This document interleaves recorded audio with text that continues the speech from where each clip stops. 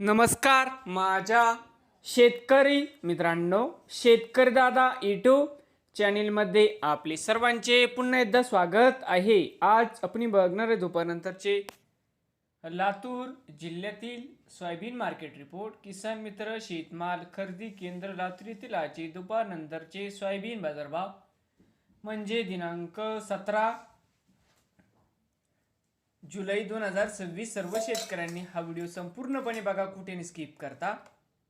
Soybean दरामध्ये होते चांगली वाढ। तर मित्रांनो, आजचे चालू खरेदी सोयाबीन बाजारभाव। मित्रांनो, या ठिकाणी तुम्हाला सोयाबीनचे पेमेंट लगेच पाहिजे असेल, लातूरमध्ये आज सोयाबीनला